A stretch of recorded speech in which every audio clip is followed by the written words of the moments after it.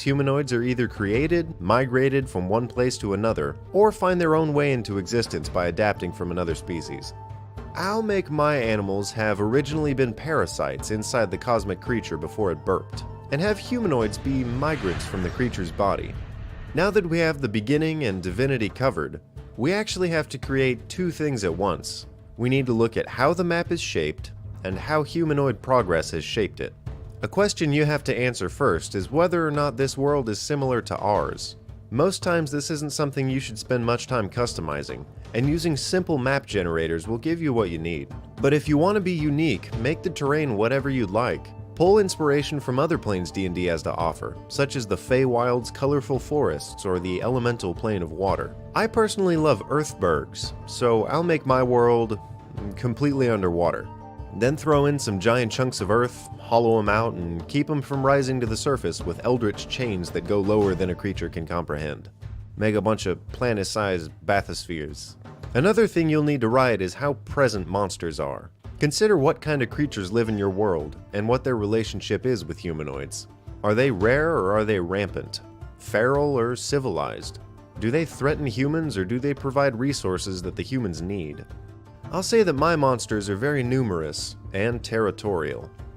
Being the first inhabitants of these spheres, they don't take kindly to invasion, and each planet has to be tamed before the humans can settle inside of it. Now humans, or humanoids, have been in your world for some time, and they always have some sort of massive conflict. Wars are waged throughout history, and you can learn a bit more about how war tends to go by watching my other videos. But as a baseline, they form territories and pave ways to new settlements. Usually each race affects nature differently. Elves barely leave a mark, dwarves mine enough to level mountains, and humans build on top of everything. I won't give each event dates, but I'll say my world's history has been they form territories and pave ways to new settlements. Usually each race affects nature differently. Elves barely leave a mark, dwarves mine enough to level mountains, and humans build on top of everything. I won't give each event dates, but I'll say my world's history has been somewhat brief. The settlers claimed many of the bathyspheres, destroyed a few during wars, and each known sphere is dominated primarily by a unique race. Some have still been left untouched, one or two abandoned, and some rest in legends. During this time, creatures have spread out their homes and built up several cities. If you decide to track exactly how they expand, view their top-down expansion somewhat like spilled water. Humans will start in one area, build a central base, and then move outward. They'll cling to resources, and sometimes shift in directions that hold more, but they always grow by spreading from that starting point. A special detail you need to consider for your universe is the fantastical element of magic. Magic is what sets these worlds apart from ours, and makes them much more enjoyable. It's also completely necessary for D&D.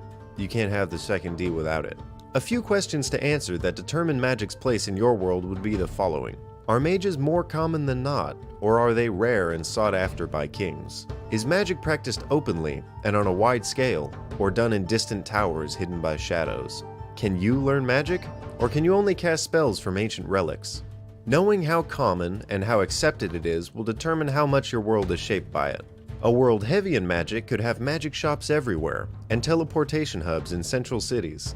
A world with little to no magic might be brutal and bloody, with a rare mage that devastates entire countries. For my bubble worlds, I'll make magic only accessible through items.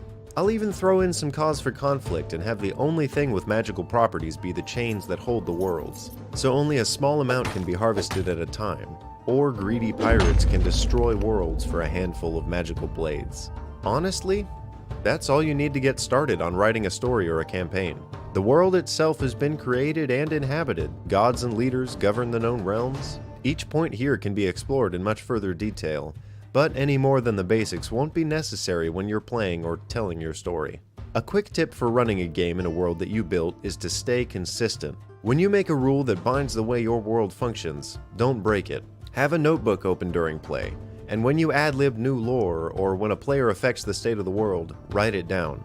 Remember NPC names, characters' actions, and write everything down. A consistent world is a believable world.